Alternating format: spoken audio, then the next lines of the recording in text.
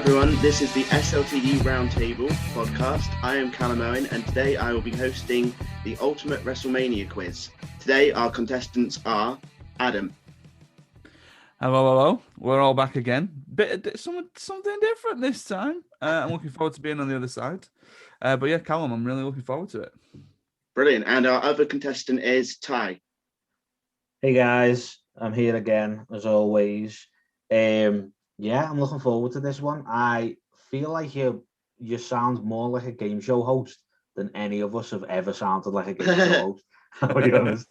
Like, you sound so professional. Like, this is interesting. I'm ready to get about 3 questions right. Let's go. Excellent. Yeah, I'm not going to do any sayings like any quiz show host like Jim Bowen from Bullseye, like in one, or anything from Pointless, which I was on twice. That's cool, that man. So thanks. Good that you were on Pointless. I know. It's disturbing to watch. Anyway, this is how the quiz is going to work. We've got 4 rounds, and there are 10 questions per round, and it's split between WrestleMania 1 to WrestleMania 10, WrestleMania 11 to WrestleMania 20, WrestleMania 21 to WrestleMania 30, and WrestleMania 31 to the present day. And how we're going to do it is, in the first round, Adam is going to have the odd numbers.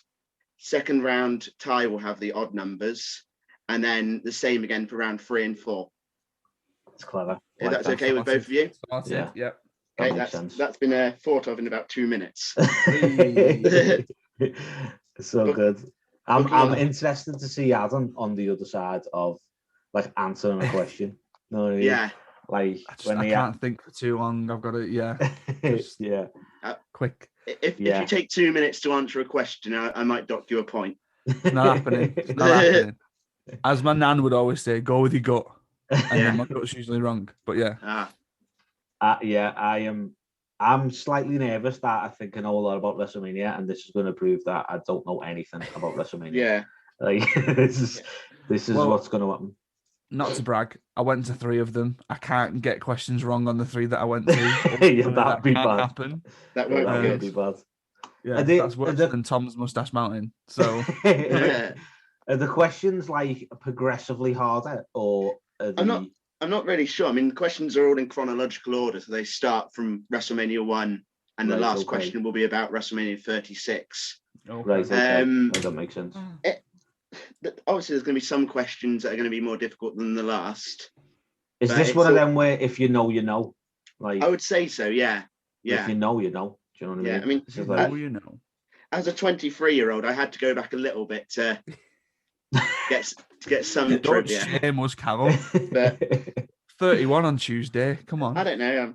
Bloody hell, 31. I know most 31. of them. Christ. So we're still doing the steal, yeah?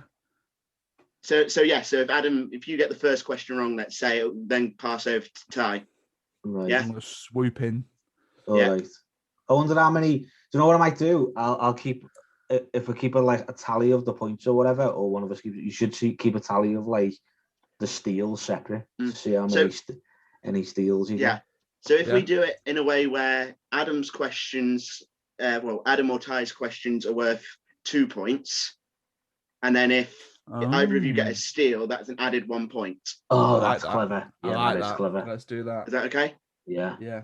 Okay, brilliant. Do you know what I mean? Outright, I'll take scores. I'm happy taking scores. Okay. That's good to me. We'll do that. It seems Callum's a better quiz show host than Adam. Adam's just like, let's put some themes on, whatever. It's the experience. Sit back and listen to some themes. It's the experience of watching a lot of quiz shows. Yeah. The Chase, the aforementioned Pointless. Yeah. Millionaire. Callum's going to get into his Bradley Walsh of going, it's got to be, hasn't it? And then he's got it down on a piece of paper. Yeah. I would have put that. I would have said that. With my money, that's where it'd go. You never know. This could be the new series that the BBC picks up. This is our pitch. This isn't going out as a podcast. This is our pitch to BBC. This is our selling point. Replacing the MASH report. That's it, yeah. We're going to have to cut all this bit out, though, because they don't like banter and that, do they? They only like a little bit of it. Oh, yeah, no. They only like a little bit of banter. Yeah, Oh, well. can't be. I'll put on my non-game show voice. Let's Right go. then. So who's odd and who's even? What's So going for on? the first I'm round, on for Adam the is first even. one. Sorry, Adam is odd. Adam's odd. Okay. I'm sweet. always odd. Okay. Okay, so this is round one, which I've dubbed the Hogan years. Oof. Okay, question one: who won the first ever match to take place at a WrestleMania? Oh Christ. I think, and this is just pure go with your gut, as my nan would say. I think it was Tito Santana. That would be correct. Yes. He beat the Executioner. So that's 2 2 points on the board. Right in the bag. No pressure, Ty. The man who will be Oh, doing eh? the quiz next week. Oh, eh? Okay, let's see if Ty can get off the mark. What sort of match did Hulk Hogan and King Kong Bundy have at WrestleMania 2?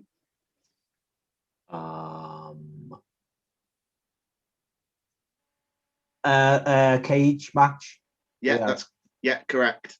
The old Yeah. blue bars. Oh, Yeah. love them. Love Yeah, them. The old blue cage. When WrestleMania 2 went to 3 different stadiums. Yeah. Imagine that happening now. That'd be an undertaking and a half, that now. Insane. Yeah. Absolutely And the fact that they insane. did it in like, what, 87? 88? 86? 86? I don't know. I mean, Somewhere in the late 80s. Yeah. with streaming as it is now, it'd be so much easier to broadcast as well. Yeah. Whereas in 86, it was okay, but, probably a bit of a technical nightmare for them. Yeah. To be fair, they could do it over totally going off on a tangent here, as we always do. Yeah. Well, imagine they did it this year in like 3 different states or whatever it was. They could have a proper attendance record. Like, because they could have people you'd only have like so many thousands in each stadium. Yeah. Yeah. It could be like the Live Aid of WrestleManias. Yeah. Where they they could do one in London. Someone could fly back over to America to do the other show. Yeah. It's so easy to do. Oh, look at that. Anyway, so it's 2-2, and back to Adam. Which stadium hosted WrestleMania 3? Right, this is where you got to get the name right because Hogan didn't. The Pontiac Silverdome. That would be correct. Yes. Yeah, not the Superdome, brother. Not the Superdome, brother. No. I don't think I would have known that. I'll be honest with you. Oh, really? No. I was thinking when you said about Hogan not knowing it, but then I was like, can't remember what he said, if I'm honest. Yeah. There you go. Yeah. There you go. So finding a question about WrestleMania 4 was probably the toughest because that was the one that had the tournament. So I've probably got the nicest one, hopefully. Okay. Who did Randy Savage defeat in the main event of WrestleMania 4? And that's for you, Ty. Oh, God. I am not sure, but I'm gonna say the $1 Million Man. That would be correct. Yes. Yeah. Cameron Grimes' his favorite wrestler. Yeah. Do you know the only reason I know that is because I was reading some stuff that we've put up for WrestleMania, because I've been sorting out that, and he was meant to win at some point, and because he didn't, that's why they give him the $1 million title. Because it was like he was meant to win the WWE title, and then plans got changed, the blah blah blah, and all that stuff. So they were like, "Yeah, we'll give you this big diamond thing." Yeah. So, there you go. Yeah. Okay. So question 5: what was the tagline for WrestleMania 5, which saw Hulk Hogan take on Randy Savage? I'm going to assume it was the Mega Powers explode. That is correct. Oh, yes. I was going to say collide. I thought collide. Yeah, I was like, this is a wrestling Mandela effect. I was going to say collide. I thought it was collide. What a build that was. What a build for a it's not the best as WrestleManias go, but the build to the Mega Powers, oh God, it's so good. If you can go back and just watch watch them do the thing and like it all fall apart. Wow, that was some good television. That. I almost thought that Savage should have won the match. Yeah, I always thought that. And I'm not obviously from that generation of wrestling fans at all, but Hogan winning at every Mania seems at least to be just not good. The amount of time that he booked himself to win, whether it be in that main event or later on in a WrestleMania, by beating Yokozuna in about 30 seconds. Yeah, let's hope that's not the answer to a question. Oh no! Sorry, scupping it already. Sorry, Ty. Anyway, question 6, and back to Ty. Who wrestled his last televised match at WrestleMania 6?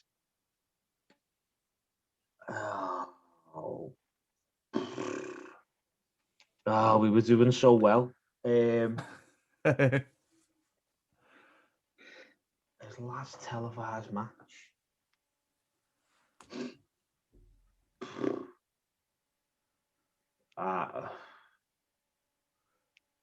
Genuinely no idea. Should I know this? Like, is this a common thing? It's not really a common thing, but when I mention who the answer is, or if Adam gets it correct, then it'll be like, oh yeah, of course. Do you want me to give him a clue? Is that allowed? No, I don't. No. Let's not do that. No. Let's not do that. It's still a competition. Okay. So you passing, Ty? I'm gonna have to. Yeah, I think. Okay. That's so annoying. So Adam, this would be for the steal. So, I'm assuming WrestleMania 6 was like 1990 or like 91. Yeah, it was 1990. I was just trying to think of like who would have maybe died around that time, and the first person that came to my head was Andre the Giant. Yeah. Is it? Yeah, really? Yeah. I never ever knew that his last match was at a WrestleMania. Part of the Colossal Connection. They lost to Demolition. Demolition. Because you said it was the last televised match, but he did house shows and stuff he like did that house shows. After. Yeah. Oh, yeah, that makes sense now. I am really unhappy that I've got that wrong. Well, that's the first steal of the game. It's gone to Adam. So he leads 7-4. As we go to question 7. Okay. WrestleMania 7 would mark the Undertaker's debut at the event. Who was his opponent? I always usually get these the wrong way around. Jimmy Superfly Snuka. That would be correct. Yeah. Who was you thinking it was? I knew that Gonzalez was like the third, I think, but I think it was between him or Jake the Snake. Yeah. That I thought I can't usually remember which way around they go. Yeah. I think I would have known Snuka. I think. Yeah. I think I would have. Yeah. Yeah. All right. Yeah. Question 8. Who misjudged his cue in the main event of WrestleMania 8, which caused Sid Justice to kick out of the leg drop? I know this, and is it like, oh god, I remember someone talking about it quite recently. Is it like Papa Shango or someone like that? Yeah, that's correct. Yeah, Papa Shango. Yeah. The Godfather himself. I want to be the Godfather when I grow up. I'm telling you. I wouldn't have got that. No. I was really thinking about that. Do you know the only reason I got it? I think it may have been Charles White at some point talking about it. And I remember him saying, like, about the Papa Shango thing, and he was like, it's amazing that I got another chance or another, like, Vince still believed in me after ballsed up me first WrestleMania. Like, I think that was his first appearance, actually. Yeah. I think that was the first, like, he hadn't wrestled or anything like that. But I didn't know it was... the thing in my head now of him running down the... Yeah. Do you know what my head was going to? I can't remember if he was running to save Sid. Like, in my head, I was like, I don't think it was Sid. Why would it be? But then I just, there you go. Weird, strange knowledge that you keep in your brain. Yeah. Yeah. Right. Question 9, and it will be Adam's final question of this round. Hey. Jim Ross made his debut at WrestleMania 9, but what was he and the rest of the commentary team wearing? A toga. That is correct. Yeah. Oh yeah, because it was like a Roman thing, wasn't it? Yeah. Yeah, I remember. Yeah, And Heenan was toga. carried on something with a toga and I don't know, There's something a camel odd with Heenan. backwards, weren't it? Yeah. When he like facing the other way. Yeah, Yeah. man. Bless him. Yeah. All right. And then the final question of this round. What was the first match at WrestleMania 10?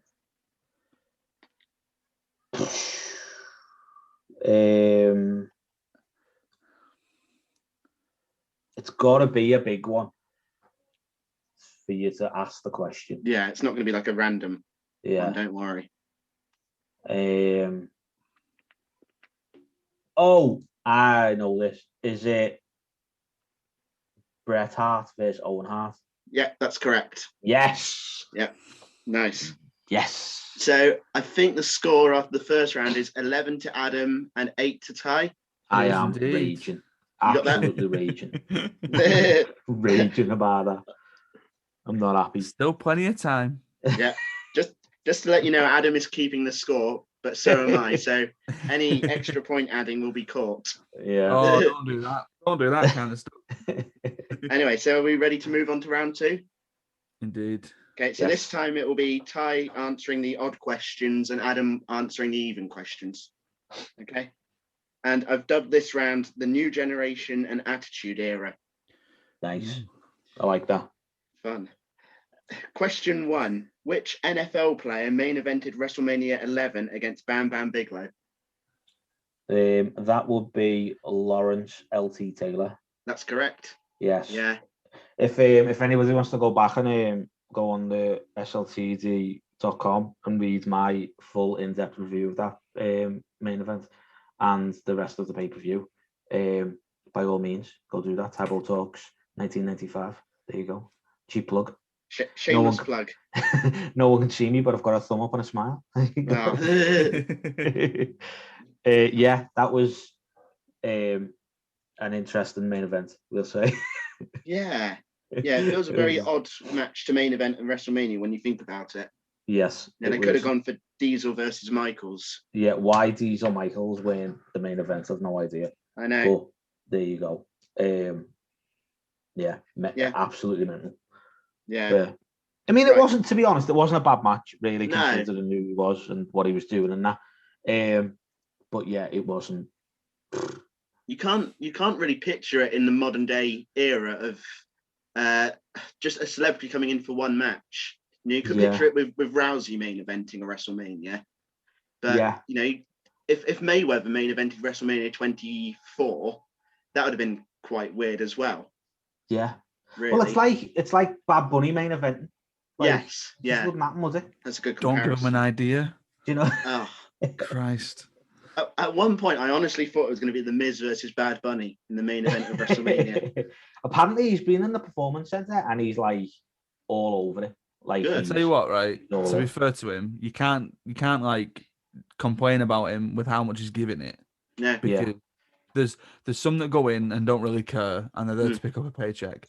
He's taking it seriously. So he is. Yeah. Fair play to him. He's like one of the better celebrities that they've had recently. Yeah.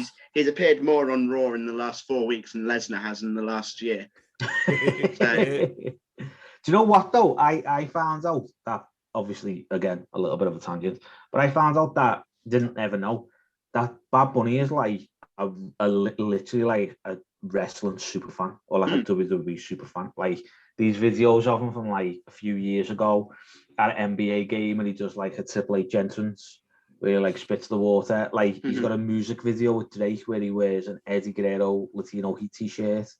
Like he's a proper fan. Like he's been around for a long time, and this is like even going on Saturday Night Live with the 24/7 title. That's a proper fan. That's like someone who's like, I'm a champ and I like it. Like it doesn't matter if there's 24/7 title. Like look at me. Like I don't care. Do you know what I mean? So I think I don't mind. I like him anyway. Yeah. Like I don't mind him like as an artist, if you like. But he's going in and he's doing his thing. I think that's the thing with Lawrence Taylor as well. To go back to it, like I remember listening to a Bruce Pritchard podcast, and he mentioned him and was like he was only meant to come in for a match or two matches or whatever it was, like so many appearances. And as soon as he got in the ring, he was like, I'm in. Like, like claim your schedule for the next 3 months. Like, this is happening. You know what I mean? So if someone commits to it, I'm there all day. Oh, you yeah, know what I mean? Definitely. Like all day long. That sound. Stephen Amell being another one. Yes. All day. I'm so looking forward to that Heels TV show as well. Yeah. It looks so good. But yeah. Pat McAfee as well. He should be going in as a little... yeah, he was good. Yeah. That was like a shockingly good match. Yeah, some of the stuff he did. Yeah. Not so sure about Shaq, I'll be honest. But whatever. It's okay. He took a major bump though. Jesus. He did. It was a major bump that. Anyway, yeah, go on. Sorry, back to you, please. Yeah, anyway, question 2 of round 2. What was the final score? As I try and find the question again, what was the final score in the Iron Man match between Shawn Michaels and Bret Hart? Oh, sugar. Right. So it goes to a draw, obviously, because then they go into overtime. But this is just coming to my head, and I'm hoping it's right. I don't think there was actually a fall in the first 60 minutes. So the final score must have been Shawn Michaels 1, Bret Hart 0. That is correct. Yes. Yeah, it was 0-0 after 60 minutes, went into overtime. Shawn won it there. So is overtime like sudden death? Like Yeah. Like, it's not a 30-minute thing and then it's like a... Yeah. Do you think that's the longest match on WWE, on like a WWE pay-per-view or a WWE longest match they've had? I'm trying to think. Non-Rumble, yeah, I think so. Yeah, just between like two people. I think there's only... Is it Shawn and Cena after WrestleMania went like 55 minutes or something like that. Yeah. But then Cena and Orton even had an hour Iron Man. Yeah. And did that go to overtime? No, I don't think so, because I think it was 5-4 in the end. I know Rollins Ziggler went to overtime a few years ago at Extreme Rules, but I think that may have only been like a half an hour Iron Man match. Yeah, they only do 30 minutes now, don't they? Yeah. Because Angle and Michaels had a half-hour one as well. Yeah. Although actually, Angle and Lesnar. Angle and Lesnar did 60 minutes, but they didn't go into overtime or anything. Yeah. No, I don't think so. So that's potentially the longest match in WWE between two people. I think so. Wow. Look at that. Yeah. Mad. I think I have only seen it the once as well. It's not that good. I've not seen it all the way through. Yeah. Everyone like goes on about it like it's like proper magic, and it is good. And these times when it's like the chemistry between them is amazing, but then at the same time, these times when there's a lot of rest, like there's a lot of rest holds and a lot of it does go on a bit. Do you know what I mean? It doesn't keep you interested for an hour. But I think though when you know what the result is before watching it and knowing it goes into overtime, you think, well, there's no point in me watching the first 60 minutes. It's like the equivalent of knowing a football result before you watch it. Now it's gone to a penalty shootout, and you thought, well, I'll just watch the penalty shootout then. Yeah. It's about the journey, Callum. It's not about the destination. It's about the journey. I know. Sorry, Brett and Sean, if you're listening. I doubt you are. I think Brett is, defo. Well, then that match against Michaels is one of his best ever. Actually, to be fair, no, I take that back. I think Sean is, because I think WWE read and listen to a lot of what we do. I'll be honest, because I seem to do something, or we seem to do something, and then like on the site, and then it turns up on the on WWE. I'm just saying. So Bad Bunny will main event WrestleMania against The Miz. Definitely, yeah. It's happened a few times with stuff I've wrote. Like I wrote about them bringing in a 24/7 title, and they did it about 4 months later. Like, well, I'm going to put this out there now. Then I think now that the Undisputed Era has split, I think Roderick Strong should be like cruiserweight champion final boss, just for a very, very long time. Yes. Definitely. Yeah. Yeah. Yes. Yeah. I see that you're wearing that Undisputed Era shirt, and I assume in a few days' time it'll be up on eBay and selling for £1. The issue is, totally separate quiz. There was a whole kick-off about an Undisputed Era question. I bought it on the very same night as Takeover Vengeance Day. Oh, and no. then they split up. Oh, and I dear. thought, I've spent like 20 quid on this t-shirt and it's probably going to be a £5 soon. Yeah. So, yeah. On the discount rack. I wouldn't be so sure because I often go into the clearance bit on Euroshop and went because I quite like older t-shirts. Yeah. I'm just a bit weird like that. I don't like something that someone's wearing right now, if that makes sense. So I quite like older t-shirts, and you can still get Rusev t-shirts, which are in clearance, but they're still like 17 quid. Come on, Rusev t-shirts, 17 quid. Because I was like, that's not right, surely. So, and you can still get Dean Ambrose t-shirts. Oh, They're wow. still like a tenner. So I wouldn't hold your breath as it being sorted, like, innit? Wow. Dean Ambrose t-shirts. Jesus Christ. Can you still get the Y2AJ shirt that was around for about 2 weeks? I remember that was being sold everywhere. I bet poor people in Europe had bought the shirt, and by the time it was delivered, they'd already split up. Yeah. That's going to be on a WWE's Lost Treasures or something like that. It will be, yeah. Do you know what? I think this show is going to be so good.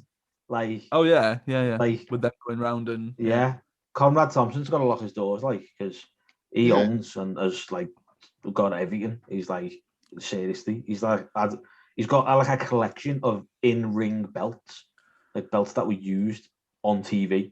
Gosh, I don't get Conrad Thompson. Really? I don't think I've got anything against him. It's just I assume that he's more wrestling. But then when I listen to the Kurt Angle podcast, it's like, I'm going to save you money on your mortgage. Here's Viagra if you need some Viagra. And I'm just like, what's going on here? I mean, there is obviously his adverts and that, and he's the mortgage guy. Know what I mean? And if Blue Chew want to sponsor us and give me some bank, then I'm down for saying I'm all about Blue Chew. Some bank for your yeah. There you go. Yeah, I'm all good for a bit of Blue Chew. I don't mind. So good. I am a huge Conrad fan. I'll be honest with you. I thought you were going to say you are a huge Blue Chew. No, I'm not. No. But did you know that? Do you know the Pfizer drug? Is that what it is? Pfizer. Is that what it's called? Yeah. Same company that make that jab make Viagra. Oh, really? Wow. A little interesting fact for you there. I had the Pfizer. Is that telling me something about? Well, there you go. Yeah. You don't want to get it the wrong way around. Well, yeah, they make Pfizer make Viagra. So there you go. They didn't warn you about that side effect. No, they didn't tell me about that one. But yeah. Anyway, a lot now though. Yeah. Anyway, a long delay, and on to question 3, which is for Ty. Okay. Who was the special guest referee in the Bret Hart versus Steve Austin submission match? Wow.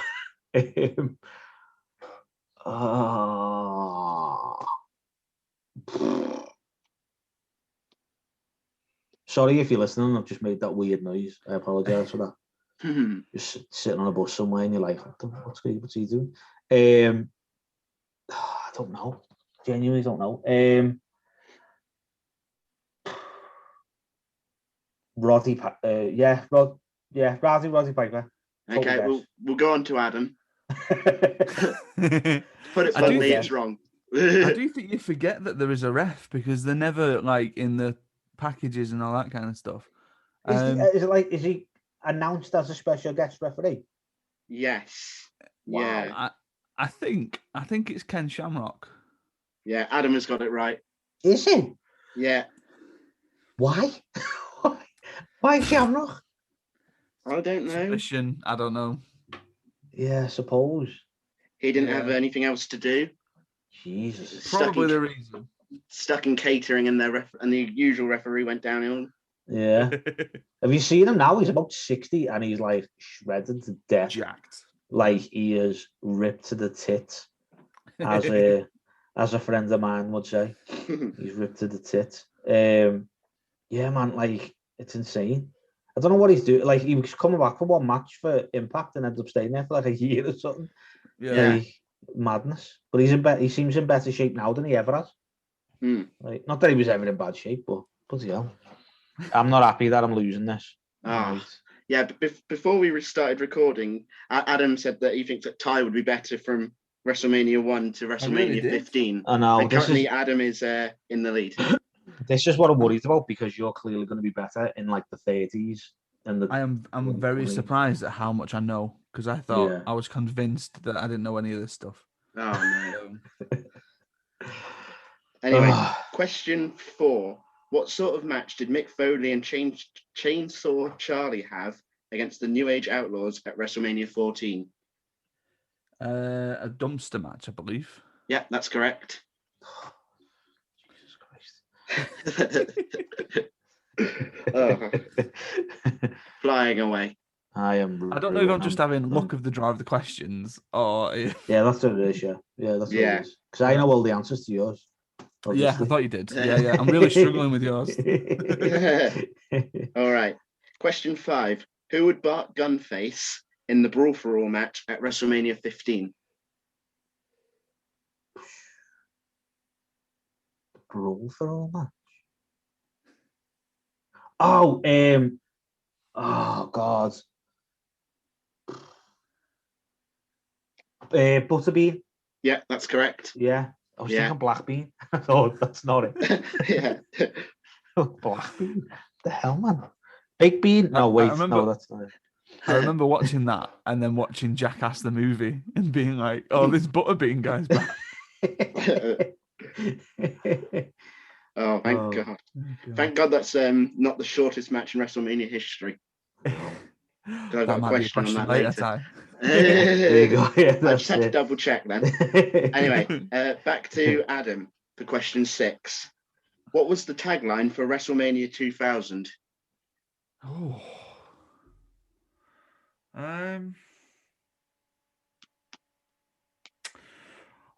See, I don't know about a tagline for an event. I remember the big thing about the Fatal 4-Way was that there was a McMahon in every corner, but I can't imagine that it was WrestleMania 27 and McMahon in every corner because that's not going to sell much.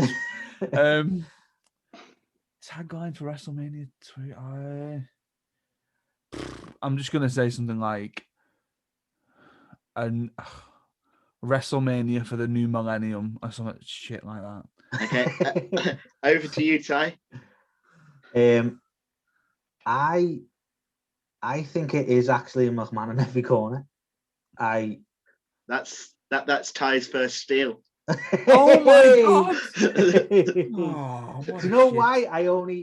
Because me head was going to is that a tagline just for the main event? Yeah. Sometimes you have like a tagline for like what's going on. Not only did they steal it, but you give it to me. I gave it to you. Gave the answer to you. What a joke. Me. What an absolute joke. You loaded the gun for me. You know what that is? That's me expecting more from WWE. Learn not to do that, Adam. Did you know that Jericho was meant to be in that match? Didn't he get replaced by Foley? Yeah, but if you go on retired. The old network, I don't know if it's still on the network, but if you go on the old network and like the screens when it had like a little poster of whatever, on the network poster, Jericho was on the match. Jericho was there, like on the advertisement for the full WrestleMania 20, it had Jericho as one of the 4. Ridiculous. Things like this bother me. It's like, again, side note. So I've got WrestleMania programs of the ones that I went to. Specifically, 28 comes to mind. Yeah. Where Christian was supposed to be in the Teddy Long, John Laurinaitis tag team thing. Yeah. He got pulled from the match, so he's not actually in it. And then there was a match card T-shirt that on the back of it says Christian's name. I refused to buy it because it would bother me that it was wrong. Yeah. Wow. Why was he taken out? Injury concussion? Or just... Yeah, I think he. Yeah.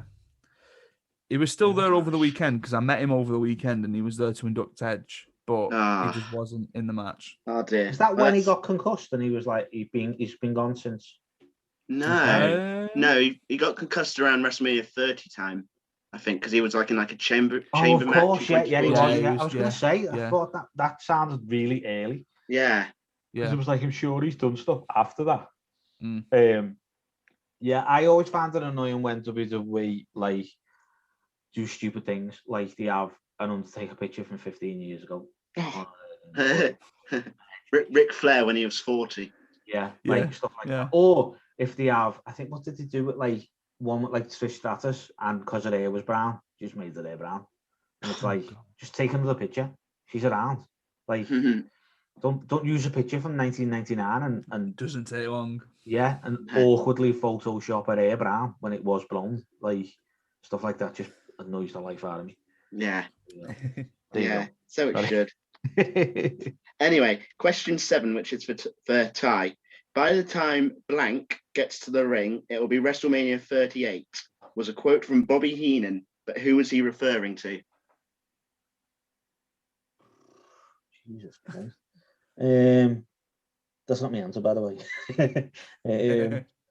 He has risen. By the time blank.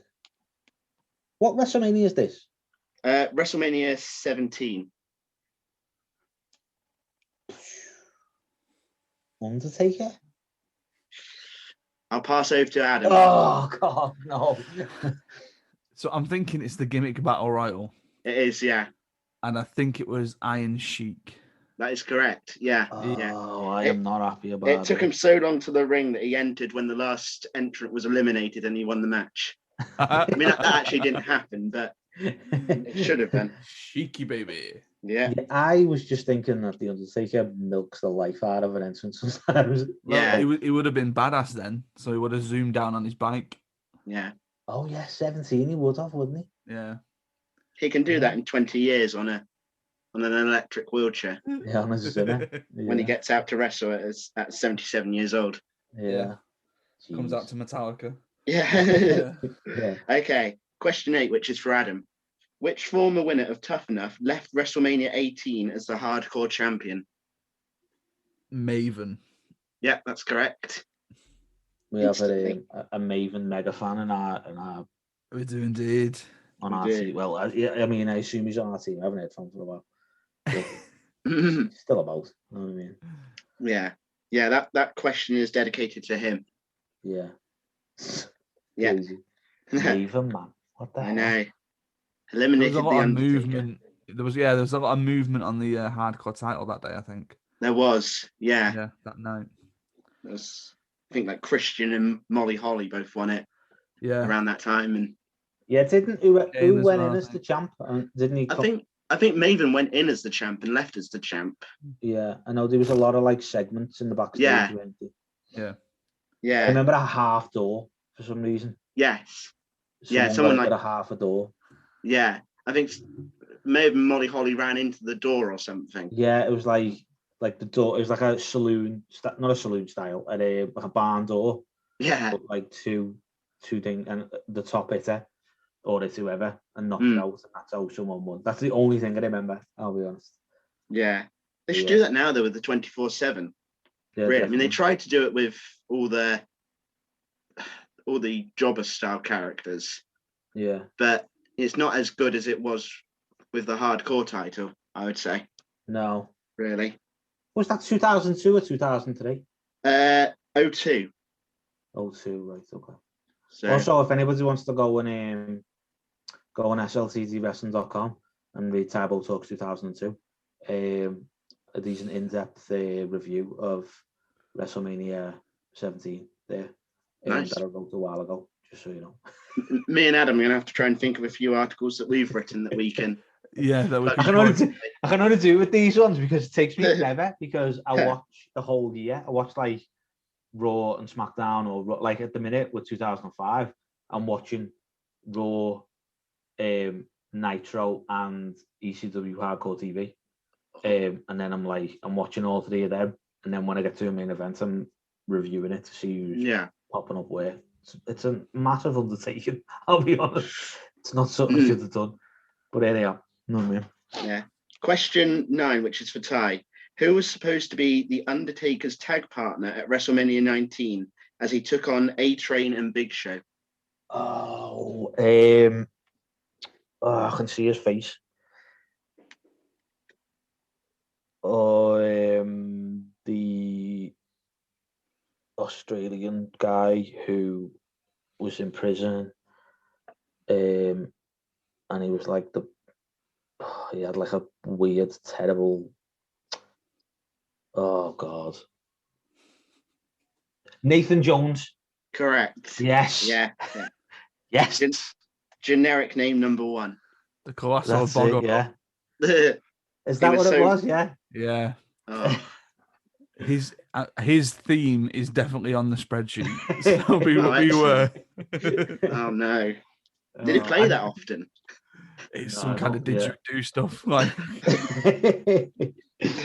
What's what happened to him? Like he was, because he he's was. acting. He was in Troy, the Brad Pitt film.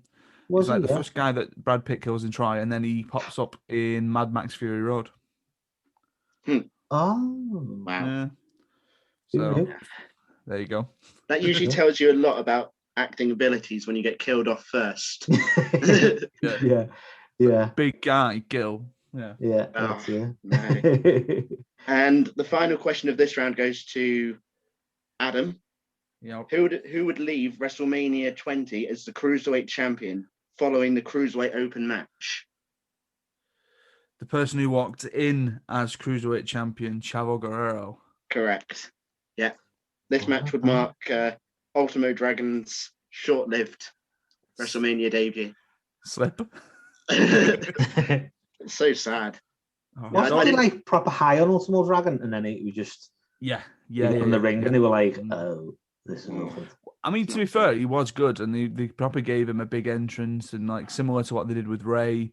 And I seem to remember there being a Ray and Ultimo Dragon match for the Cruiserweight title at some point in like 03, and that was really good. And then it just kind of fell down from there. But this was the Cruiserweight Open that had people like Shannon Moore was in there, Billy Kidman, Funaki, Akio. Basically, if you were Cruiserweight on SmackDown, you got onto the WrestleMania 20 card. Yeah. Yeah. Don't ask me a Guerrero question because chances are I'll know it. But I'm feeding myself up there. I'm setting myself up there. So oh great! I might just delete one of the questions. And so for that round, did you get Adam? Did you get 10 for you? So I'm doing them kind of accumulated. If that's okay. What yeah. So are you on 21? I'm on 21. Ty's on 15. Oh my God! So this could be the underdog story of Ty coming back from. Nope. As with everything to do with this. I'll just feed you more points, is what I was going to say. I was going to say, as with everything to do with SLTD, I'm always in the competition, but I can never win. So that's why I pick terrible predictions in the league. Yeah, because I can't win. So I think I'm below you in the league table, which that's upsetting for you. Which is very very depressing. Yeah, I might hand over my title of predictions. Yeah, definitely. Yeah, very soon. Do you know what we should have done? Because you've done so many predictions, we should have kept like a score of your predictions.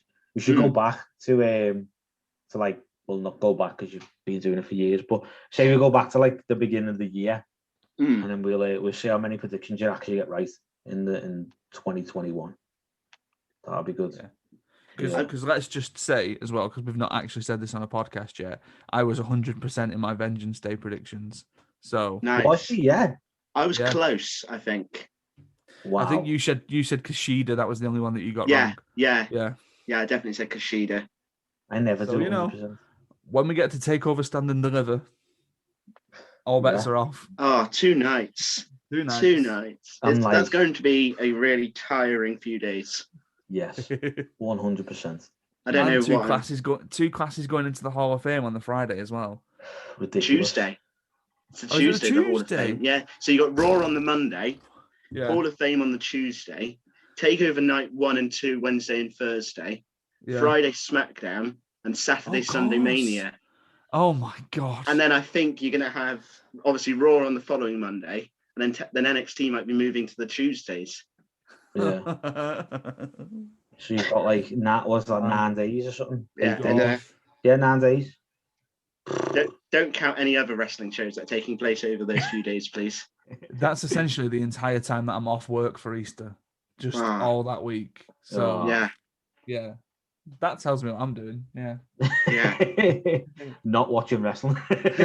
not sleeping. Not sleeping. I don't think we'll do a 9:30 podcast. No, I don't think so. PM, no. Yeah. Maybe PM. Yeah. Anyway, we'll go on to round 3, which I've dubbed the Ruthless Aggression, PG, and Super Cena years. Yeah. So it'll be like the first round where Adam has the odd numbers and Ty has the even numbers. Okay, so question 1. WrestleMania 21 marked the inaugural year of the Money in the Bank match. Name all of the participants. Oh, shit. Right. 1 minute. Right, you two are gonna have to talk for a second. That's a tough one. That, jeez. I think although we're not giving clues out, how many people are actually in it? Is it 6 or 8? There are 6 in the match. Okay, all right. 6. I wrote 5. Crap. Right. No. I think there's always gonna be one that you forget. I'll be honest. I looked at it and I forgot that name. Yeah, I don't. The thing is, if Adam gets just 5, and Ty could come in with 1. Yeah, that's a bold move. That's a bold question, that Callum. Bold. I know. Wow. It's not him.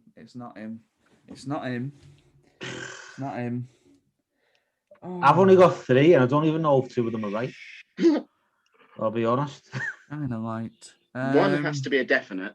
Well, I've only got the winner. Yeah. Who the freaking hell? Oh, this is really going to annoy me. See, the early ones, I think, really bleed into 1. There's a story around what the match would have been first. So I've got the 3 people who would have been in that match.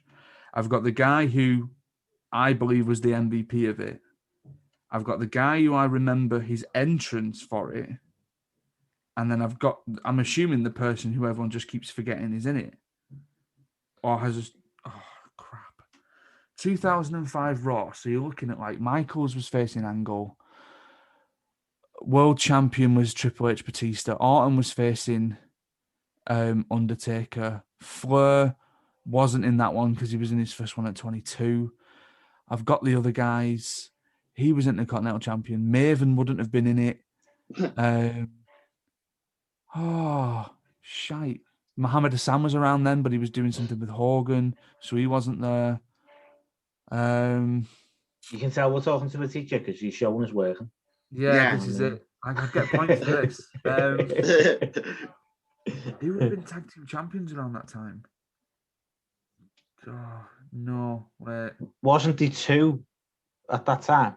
There was just 1 so, money. I'm thinking like Raw tag team champions. Because then even if you think of like the Gold Rush tournament that happened, I'm ticking off people that I've already seen at that point.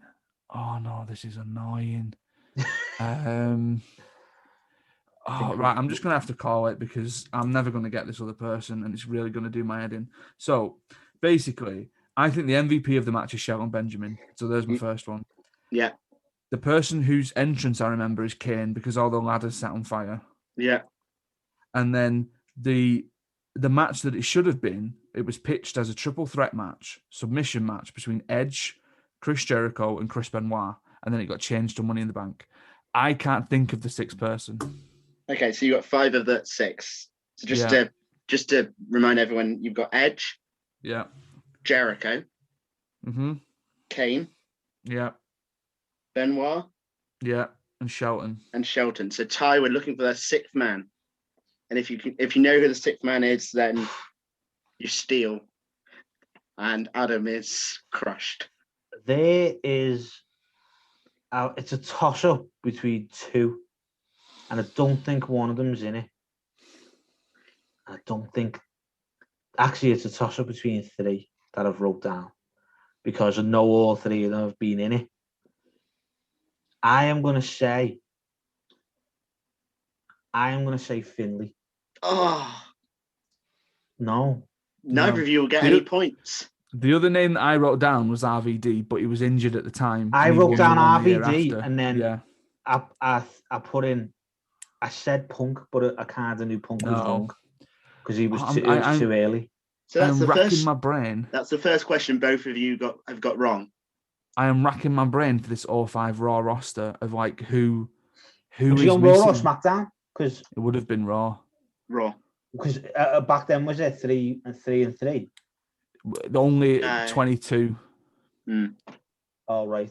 The first one was like Raw exclusive. Yeah, I'll give you a bit of a clue. Oh yeah, this person has been in the news a lot recently.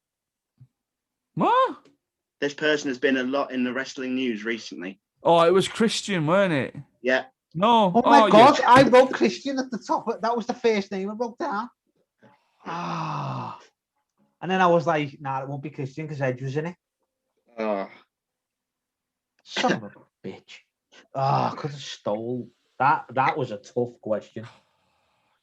Jesus. I was convinced that he was left at that point, but he wasn't. He left in 05. Oh, yeah, my God. He left after that, roughly. Him alongside his manager, Tomko. Yeah, Tyson Tomko. Sorry, Christian, you're a lovely fella. You've smelt lovely every time I've met you. And you've been genuinely nice, but sorry. Do you know Vince McMahon hates Christian's face? Just Vince McMahon can do one. Right. Little side note fact that he likes everything about him, but we just blur his face. Oh dear. Oh well. Question Put him in a 2. mask. Question 2, which is for Ty.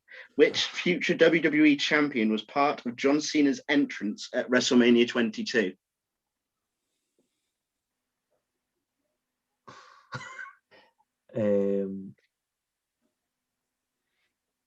I should probably know this, shouldn't I?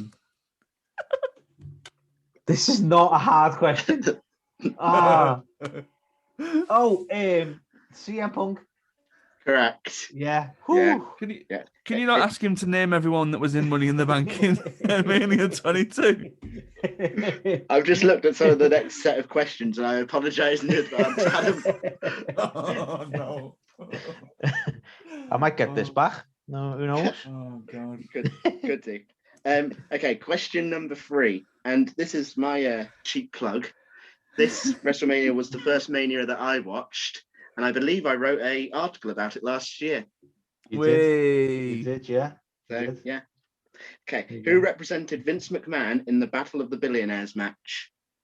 That was, to use his right name, Umaga. Yeah. Not Umanga, as William Regal would say. Umanga. That's both. I was getting ready then because you kind of teed it up as a difficult question for like name all members of the ECW originals that faced the New Breed, and I was like, oh, quick. I was trying to think about that match because I was really tempted to put that match in, just to throw a curveball. So I assume it was Dreamer, Sandman, Sabu, and RVD. I think. Yeah. Against and Elijah Burke. Yeah. Was it Marcus Corvon? Yeah. This is my 07 SmackDown versus Raw memory again. And I do not remember anyone else. Was Marcus Corvon the Monty Brown? Monty Brown, yeah. You would have had Matt Striker and Kevin Thorne in that. Yeah. I was just thinking, was the last person Kevin Thorne? He's the only other person I could think would be of any like sort of importance back then. Yeah. Marcus Corvon's theme is also on the spreadsheet. Is it? That's a tune. Like, yeah. It's the Alpha Males. No, it's like a weird kind of jive. It's called Smooth. Okay. Yeah, it's weird. It doesn't necessarily fit him, but for some reason it worked. But yeah. Okay. I like that. Yeah. All right. Question number 4 for Ty. Who did Chavo Guerrero lose to at WrestleMania 24 in 11 seconds?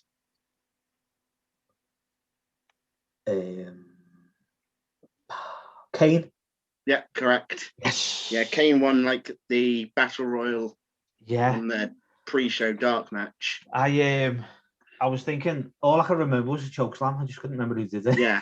Like Chavo was just in the ring waiting, and then Kane appeared from behind him and chokeslam, and that was it. That was done, yeah. The ECW title, man, that's such a... I think that's the only time the ECW title has been defended on a WrestleMania. Potentially, yeah. Yes. And that shows how much WWE cared about the ECW title. Because the year after, Swagger was a lumberjack when he was champion. And the year before Lashley. Yeah. Yeah. Yeah, Lashley is ECW champ. Jesus Christ. That feels such a long time ago, and now he's WWE champ. It's kind of like my childhood revisited. Yeah. We're gonna get Donald Trump returning, aren't we? Nope. God, no. Definitely. Hey, did you know that Bob Backlund? Yeah. His last WWE run, he's the same age as Bobby Lashley now. Really? Yeah, he was 44, and he looked 44. 60. Yeah, and now Lashley's 44. Yeah, he's just won the title. I love it, man. And have you mentioned it to Matt? Not to Matt, no. Matt was like, Matt went off on him. Like, let's not introduce that. He is not a Lashley fan at all. Oh, really? Like, he's really not. No, I don't. And do you know what? What's weird is, shout out to Matt if he's listening. He's like, I haven't got anything against him. He's just bland. I was like, wow. And then he just went off for about 5 minutes about how bland he is and how he just doesn't. Yeah, he's got a face like a man's thigh. I don't think he said that, but that's the blandest. That's the blandest thing I can think of. So the thing is, I'd say 12 months ago he was bland. The stuff that he was doing with Lana and Rusev and Liv Morgan was. Yeah. Hurt Business has totally revitalized everything. Yeah, something at WrestleMania. Yeah, it has. I don't know. It's what's strange. Well, not strange. It's that it took so long for them to get to this point, realistically. Because in a world where what everyone thinks Vince McMahon wants and likes and loves and all that stuff, Lashley's like, that's it. He's like, that's what you think of. He's a big dude. He's like pure power. He's like proper dominant. Like, that's what everyone thinks Vince loves. But for some reason, it's took this long to get there. Like, but I mean, there you go.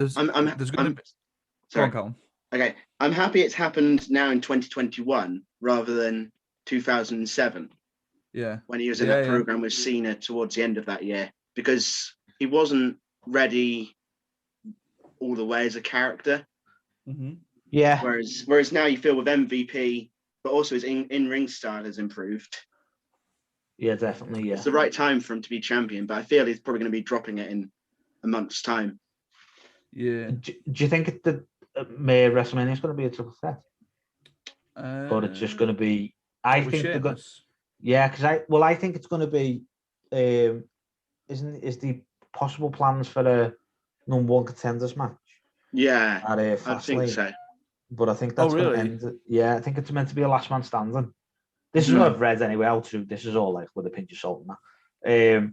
It's meant to be a last man standing match for the #1 contender, but I think they're going to knock each other out, and it's going to. I mean, is that going to be the possibility for Brock to return at Fastlane and lay out both Drew and Sheamus, and you get a fatal 4-way at Mania? Ooh. Potentially, yeah. Because I still can't picture Mania without Brock slapping each other, like SummerSlam 2017. Yeah, with Joe Reigns, Strowman, and Lesnar. That was a great match, though. That was such a good match. Yeah, like such a good match. It's a real car crash of a match, really. What was the Hell in a Cell match that he just? That was Braun Reigns. That was like Braun's cash-in match. Yeah, and he just inserted himself into it, ripped the door off, and then battered them with the door. Like, such a beast, man. Oh, he's so cool. Anyway, there's going to be somebody listening to this podcast going, "I'm here for the quiz." Yeah. Where's question 25? What's going on? Well, don't worry, it's coming up next. Adam, and I apologise in advance. You've only got a few to name this time. Oh, shite. Which Right. which three legends faced Chris Jericho in a 3-on-1 handicap match at WrestleMania 25? Okay. Naming point, this being one of the ones that I went to as well. So, no, but again, this is bad because I've got two in my head. Yeah, I know two for definite. So, Flair managed them. Yeah. Don't get a point for that. Right. No. There was three. Yes. Right. One of the. Oh yeah, no, I've got them now. Right. So Piper. Yeah. Snooker. Yeah. And Steamboat. Correct. Yeah. There you go. And Mickey Rourke then came in post-match and punched Jericho. He did indeed. And me and my wife were sat there going, oh, wait, yeah, there he is. Mickey Rourke sat down there. Yeah. And then everyone was really interested in Steamboat because they were like, shit, this guy can still go. Yeah. He can still go so well. Yeah, it was great. It's mad. Yeah, Mickey Rourke, man. What a guy. When he was in the wrestling. I still haven't seen that film, The Wrestler. I've watched it once. I'm looking up on my DVD shelf and it's still up there next to Austin Powers and next to Dodgeball. How do you put your DVDs together? I don't really know. I tried to go in alphabetical order and I've just noticed that Mr. Bean's Holiday is on the first shelf alongside Skyfall and Spectre. So it's all out of order. I mean, I don't know many people who bought Mr. Bean's Holiday on DVD. I'll be honest with you. That in itself is a revelation. To have that on the same line as Die Another Day, Austin Powers and The Wrestler. It's a very odd collection. Yeah. I've never known anyone to be like, oh, it's Friday, gonna watch a film. Let's bang Blades on of Mr. Glory. Bean's Holiday. The concerning thing is I've got Mr. Bean's Holiday twice. Oh my days. So I've got it as its individual DVD. And then I'm just looking up and I've got the Mr. Bean box set. So I've got his face staring at me, which has got both the Bean movies, which are next to each other.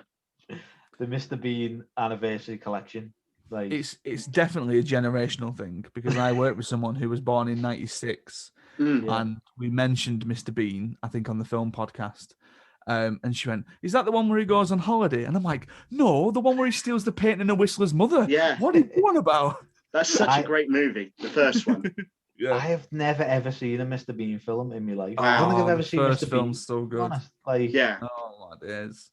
Yeah, I'm gonna have to go and I'm giving Mr. Bean shit again. I mean, how are we talking about Rowan Atkinson in the middle of a WrestleMania? Actually, we can link Mr. Bean to wrestling because I think someone brought almost like a cardboard cutout face of Mr. Bean at a Royal Rumble a few years ago. Oh my god! He just flashed up in the crowd.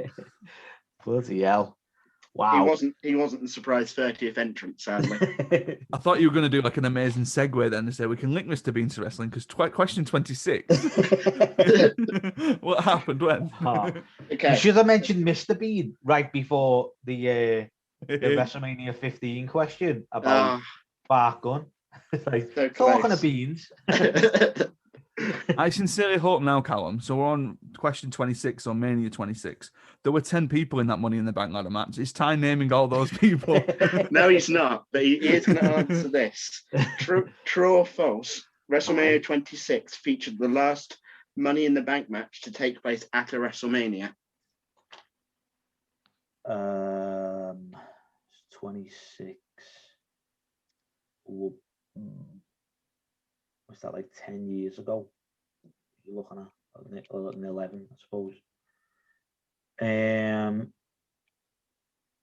Off the top of my head, I couldn't say when the first Money in the Bank pay-per-view was. I am going to say false. Adam, you get the steal. It's an awful steal, but I did know this anyway. It seemed too obvious. It seemed too obvious that it was. Yeah. It's really the pay-per-view 10 years old.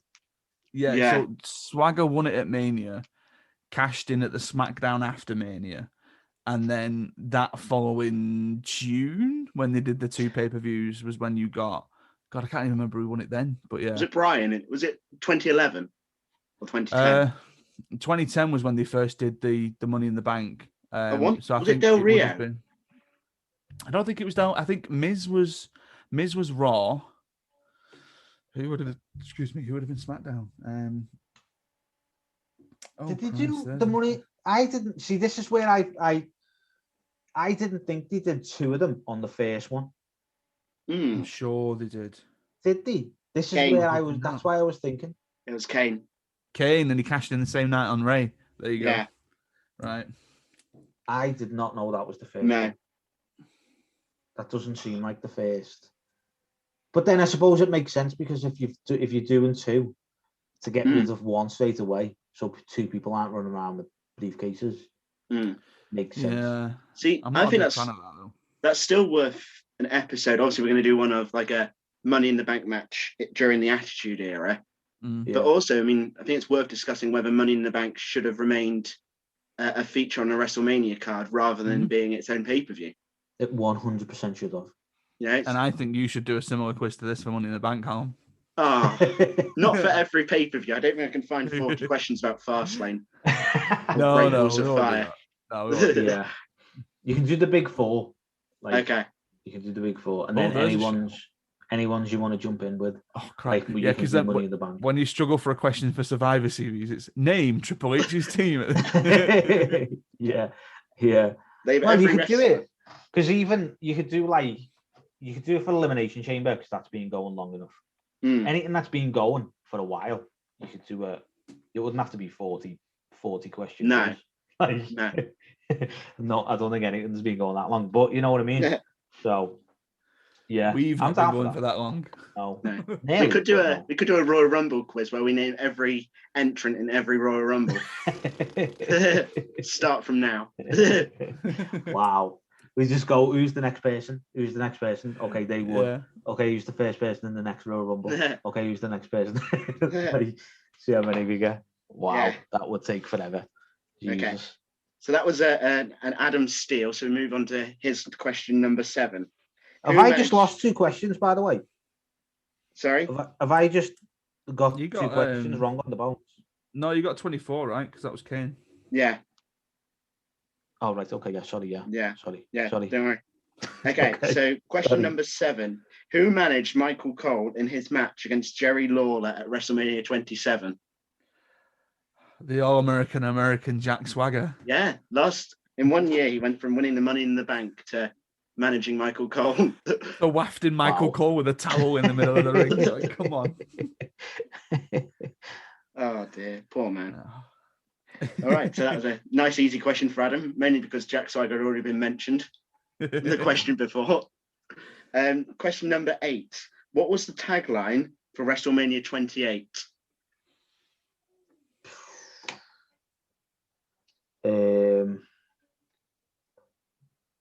28 was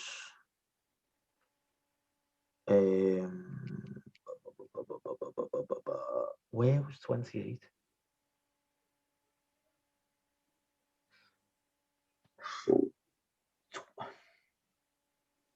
Was 28 in like Dallas because it was the Horns? Or was it later? No, it wasn't. That was later.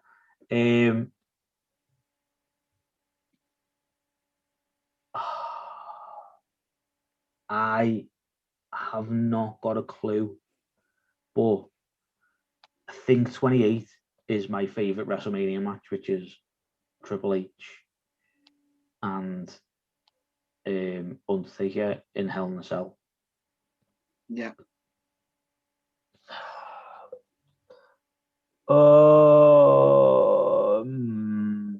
I am just gonna go with Ends of an Era because I know that's a tagline for a match. Okay, we're gonna go on to Adam. and I just remembered he mentioned that he was at this pay-per-view. Is that right? Uh-huh. I have no idea. Do you know this? My favorite Mania, my favorite holiday, one of the best weeks of my life. Mania, Miami is a beautiful city. If I could show you, I would show you. I have a poster of this literally behind that wall on the landing. It was once in a lifetime, and the bastards didn't stick to it because they'd seen a Rock the year after as well. Oh, I thought that was the year after. Oh God! because I was for a good year, I was so in the kind of like it's once in a lifetime. You're never going to see Cena Rock again at Mania. You're never going to see the Rock wrestle again. And then the bastards did it again. And one year later, you were sat on your couch thinking, "No, I saw this match last year." Yeah, I did. Well, I tell you what, it was once in my lifetime. I'm never going to get that trip back again. So no, I actually own the Blu-ray of that whole saga, the Rock versus Cena. I was like all in for that. I was like, it was just the whole year of what they were doing and the way they were doing it and not being together and all that. That was so good. It was such a good. I mean, like, now that you've said that, because I've just got mine off the shelf. The Rock Cena one is once in a life. It's called Once in a Lifetime. I am not really all that like. Everyone's like, oh, once in a lifetime. Oh, like you are like they didn't stick to it. I'm quite happy they didn't. I'll be honest.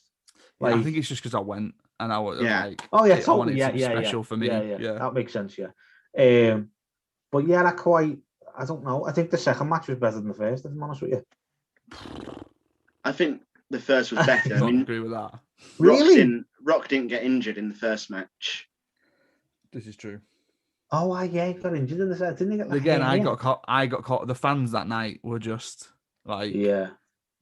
I mean, admittedly, I was wearing a Rock t-shirt. Amy was wearing a Cena t-shirt, so we were.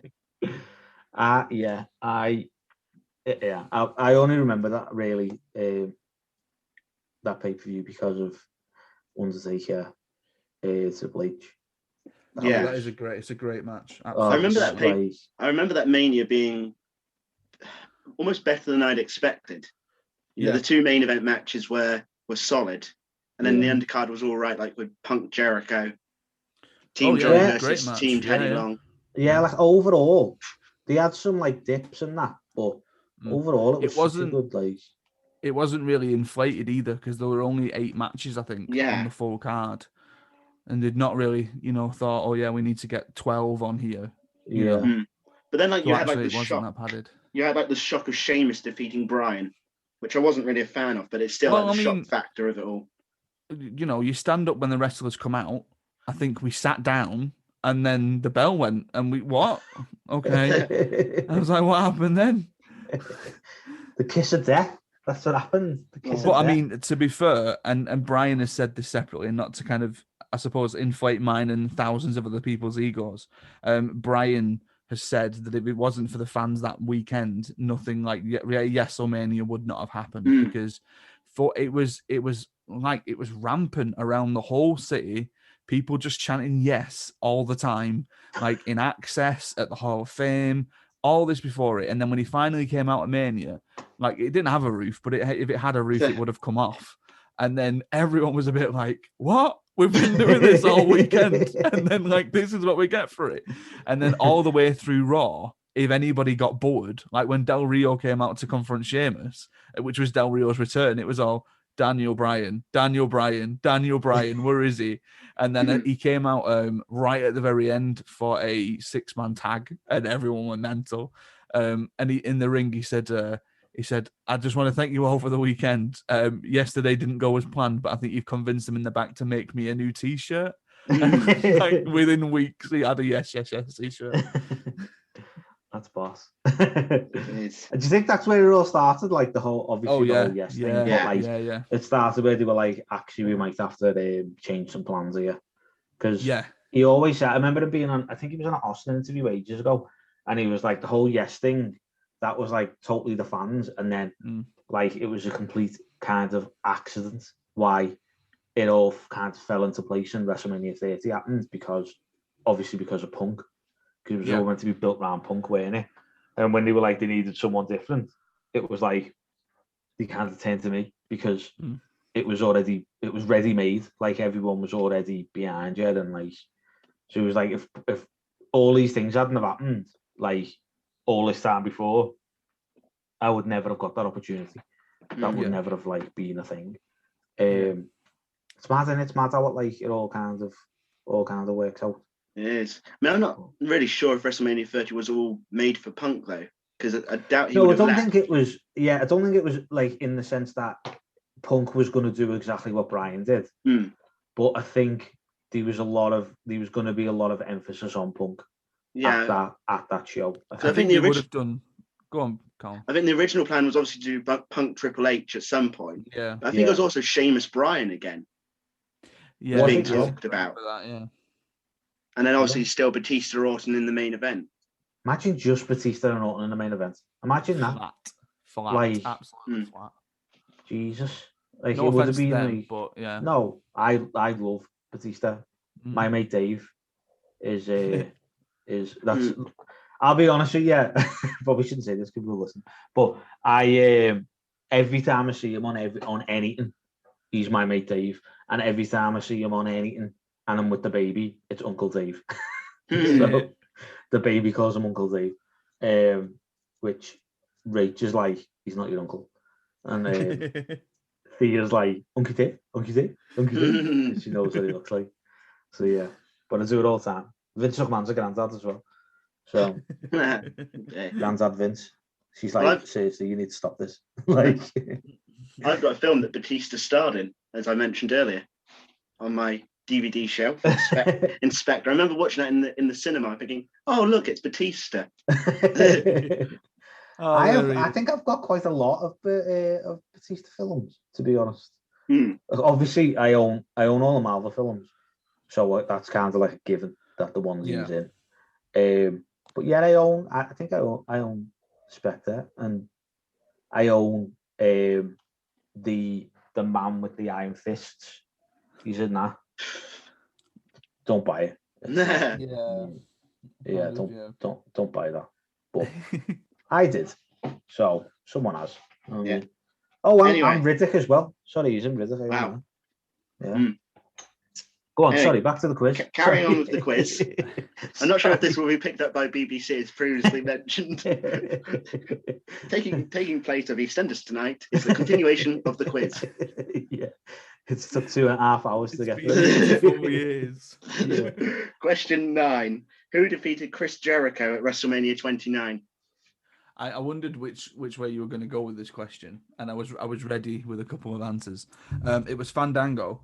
I was wondering if you were going to go with which two wrestlers made their debut at WrestleMania 29, and I was ready with a Big E Langston to throw in there as well.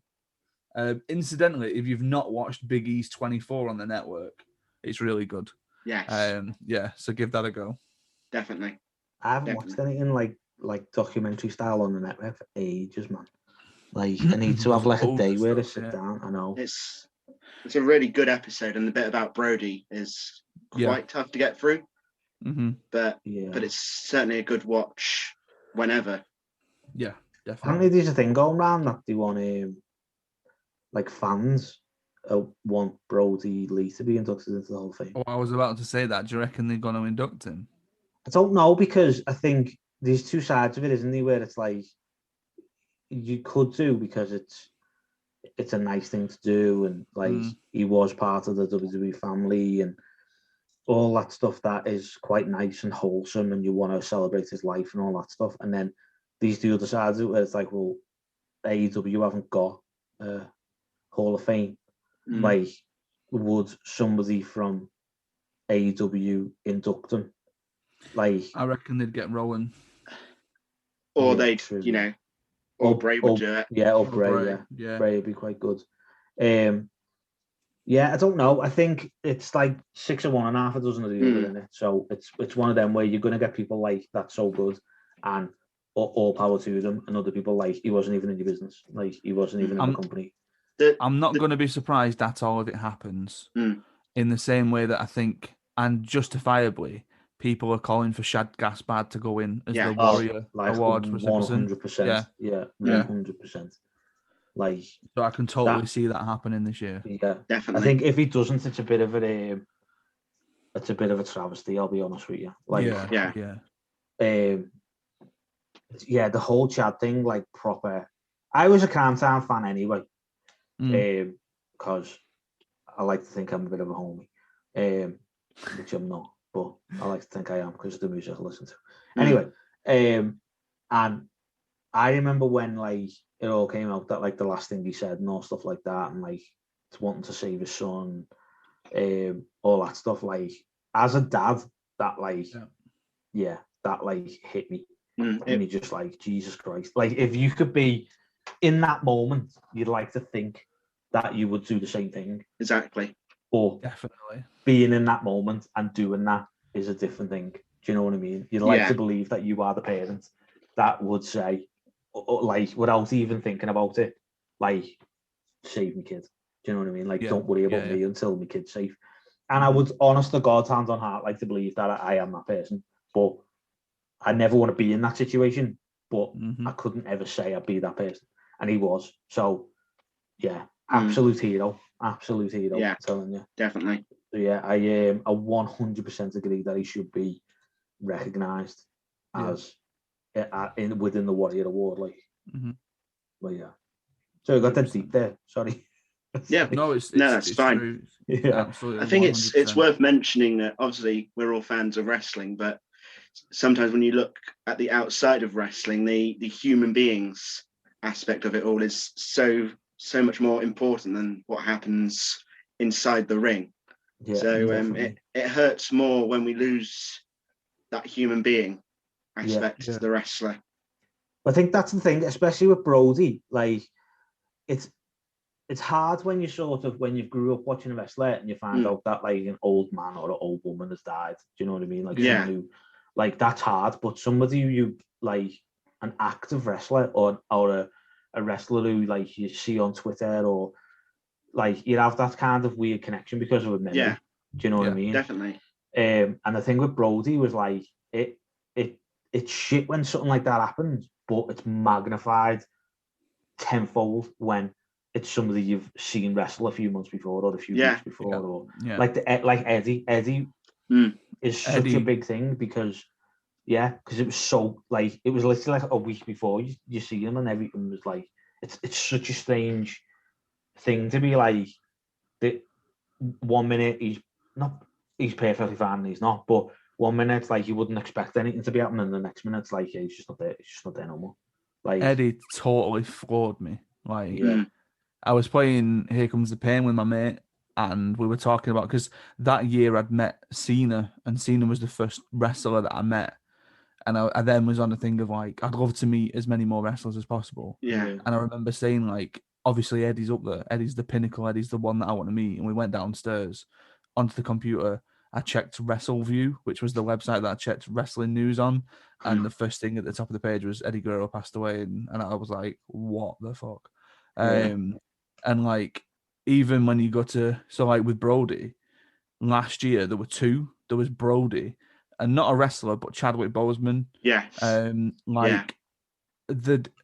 day that I found out that Chadwick Boseman died, obviously I woke up in the morning. I usually, probably because of my teaching pattern and all that kind of stuff, I woke up at like 6, checked my phone, saw that he died, couldn't get back to sleep, told Amy, went downstairs, sorted myself out, and it was Ruby's birthday party that my sister-in-law was throwing for her.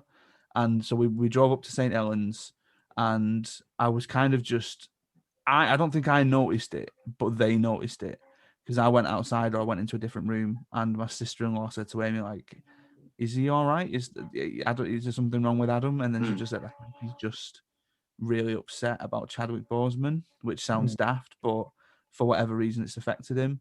And then like they kind of spoke to me about it, and I was like, yeah, I think I'm just a bit upset.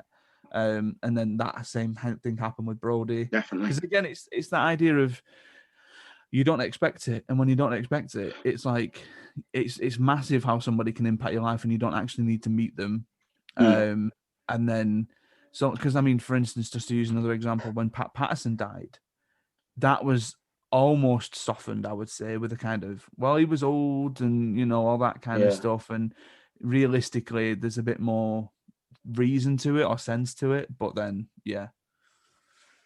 anyway, I mean, you draw comparisons between both Chadwick and Brody because you've seen them so recently on screen, but the characters that they played on screen as well, they're almost, I mean, obviously in wrestling they're superheroes, and same with Chadwick. And it was just in a world where everything is scripted and storylined, you almost don't want to believe it. Yeah. I mean, it's one of them where I don't think it's a big like I don't not a big thing. I don't think it's an ununderstandable thing for someone to make an impact on your life if you haven't even met them. Because it's like it's all about like creating memories and like stuff like that, and certain things can happen where you sort of take on board what somebody says, and it becomes like kind of part of you. But yeah, I think like I know I remember when Stan Lee died, and I was like that on it. Like even though he was old and I knew it was kind of going to happen, obviously, and stuff like that. Like, I think I remember getting the day he died. I must have got 15, maybe 20 texts off mates being like, "Are you all right? Like, are you okay?" Because I was like a massive fan of Stan Lee, and I've like always been a massive fan of comics in general and stuff like that, and like I own thousands and thousands of comics. So when he died, it was kind of like, shoot, like what the hell, man? Like, and even Rach was like, "I can tell you're not okay." It's like it's just like a weird feeling of like, I've never met this person. I shouldn't be this upset, but I am. Like, what's that about? Like, and it's kind of like you don't realize how much an impact somebody has on your life. Yeah. Until they're gone. Yeah, really. It's such a strange feeling, and I think it's amplified even more by wrestling because it's just such a big thing in all of our lives that it's just mad. It's madness. But that was a super long tangent. We apologise for going beyond deep in the middle of a quiz. No, I think it's good. It's good to talk like this because, again, you know, what we are talking about usually is all fun and everything is fine, but you know, it does get serious sometimes. And I know, and at some point we're going to do a podcast about COVID in wrestling, and you know, that we're almost preparing you for maybe getting a few deep cuts, I guess. Yeah, definitely. Well, apparently, I didn't know that yesterday was the first. Well, at the time of recording this, yesterday was the first SmackDown without an audience in the performance. Yeah, that was such a weird show. Yeah, with Triple H on the on everything. And doing the camera work and everything. So that was a year ago. So we're definitely gonna be looking at a year in wrestling with COVID. Yeah, I don't know what we're gonna. I stupidly said the last week that it'll be wrestling with COVID, but nobody wants to be wrestling with COVID. No, I think actually that's quite apt. It's like a year of wrestling with COVID. Yeah. Yeah. So it's a. But then there's so much that we can talk about that's still linked to wrestling. You know, watching wrestling without fans inside the arena. Yeah. Whether our whether our fandom of wrestling has gone up or down in the last year. Yeah. But anyway, that's about a 20-minute interval from the quiz. That's kind of like the BBC News interval. Yeah, it is, yeah. And we go on to the final question of this round, which I hope is for Ty. Yeah, I think it is, yeah. I think it is. Yeah, last one was Fandango. Oh, yeah, of course it was. Yeah. So question 10. Who won the inaugural Andre the Giant Memorial Battle Royal at WrestleMania 30? I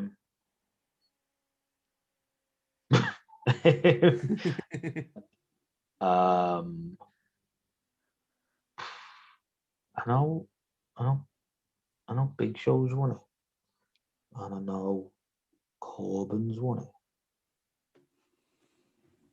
and I know Cesaro's won it. I'm gonna say Big Show, and I don't think that's right. Okay, Adam, I'll pass to you. You mentioned him. You've essentially given me the answer. Cesaro, he eliminated Big Show last. I knew I couldn't. Yeah. Did he win the second one? Yeah, Big Show. Big Show eliminated Mizdow at 31.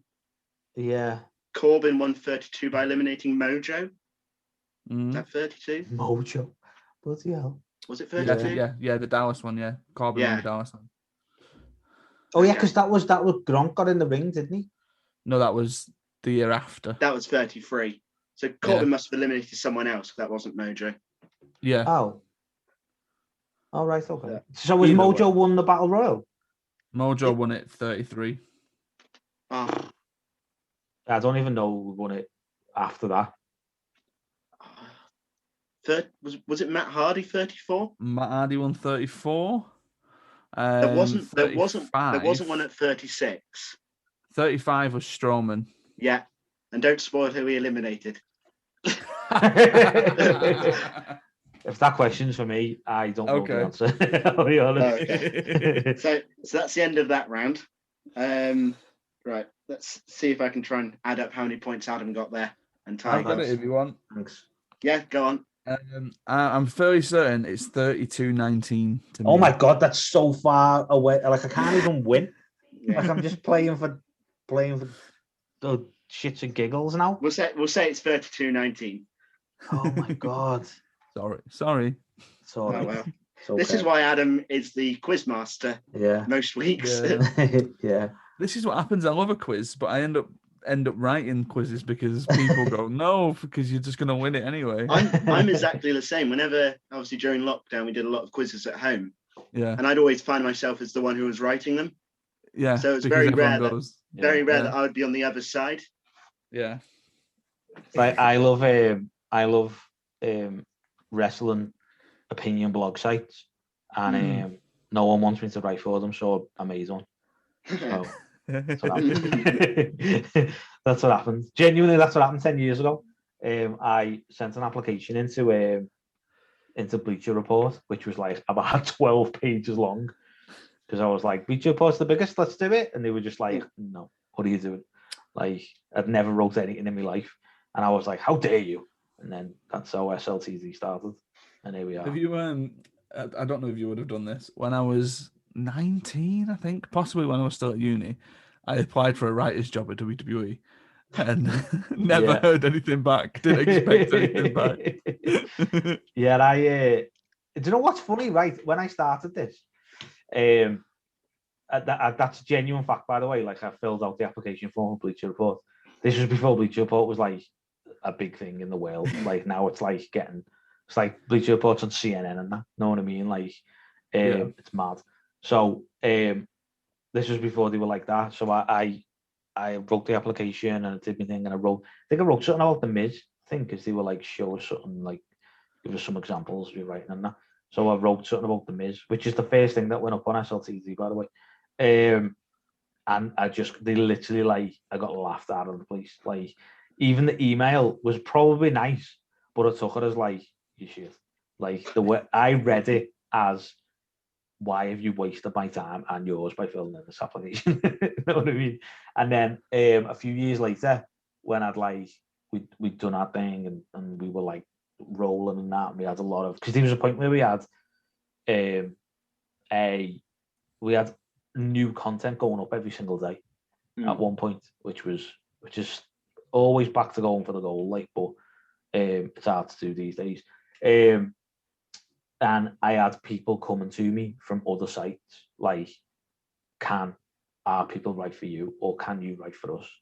Like, can you do this? Can you do that? And it's like, it's nice that it went full circle, but these are little tiny, especially on the 10-year anniversary, there was a little part of me that was like, I wonder if I should send another application in to Bleacher Report and see what they say 10 years later. Like, I wrote to you 10 years ago. Please see attached. Like, what I've done. Like, yeah, we're like, just so you know, this is what I've built. This is what I've done. I don't know if that's a thing, but yeah, there you go. Anyway, so that's what I like. But I ended up building it. So there you go. Yeah. Well, you never know. You never know unless you do it. No, that's it.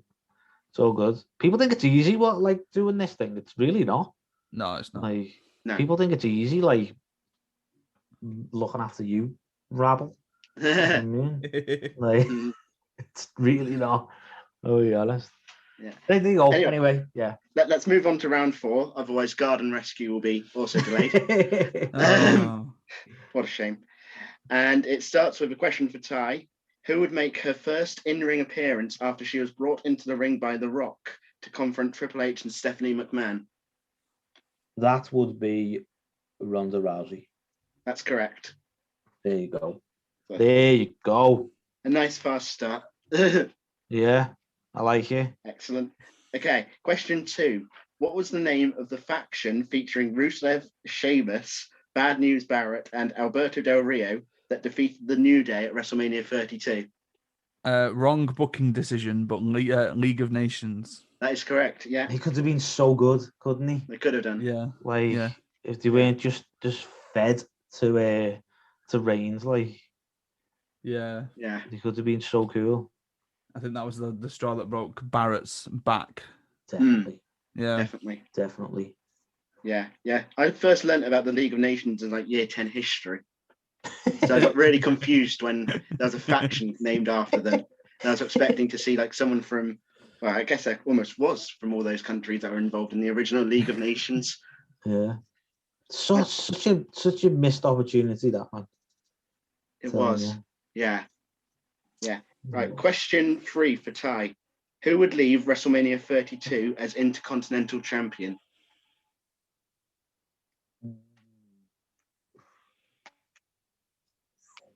It's got to be someone like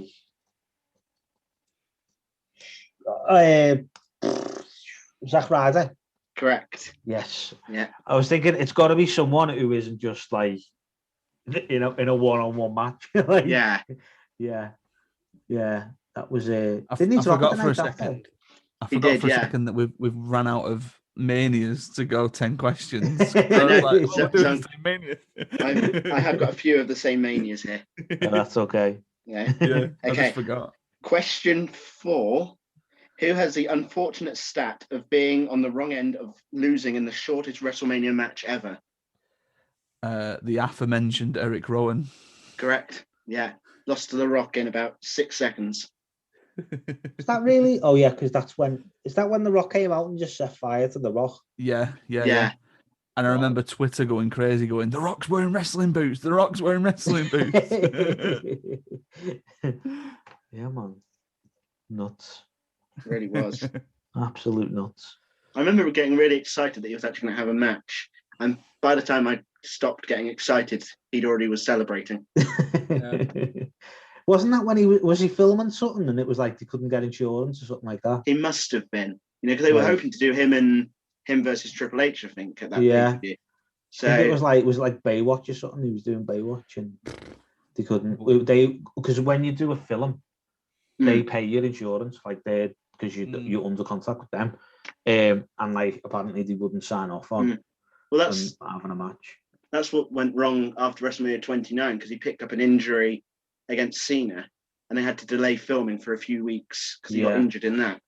He had a hernia, didn't he? Yeah. Like this is why when people say like wrestling's fake and all that stuff like this, that annoys me because like I think he wrestled like 11 or 12 minutes with a hernia. Like imagine that in football.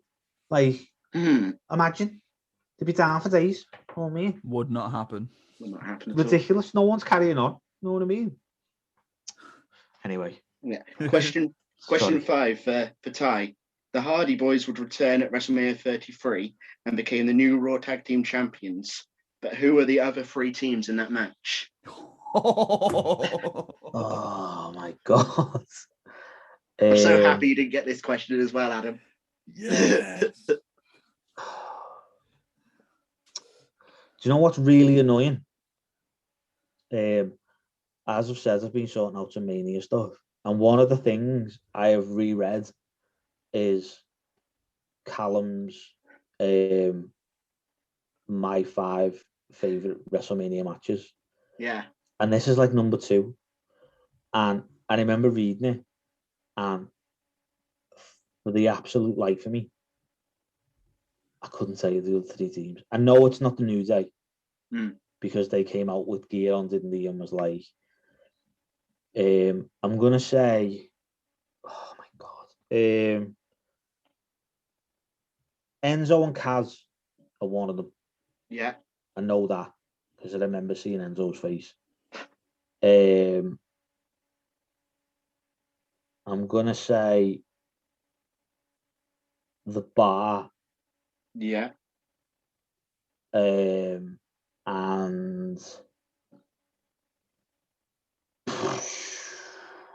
I honest to God, no idea. I'm trying to think of tag teams around that time.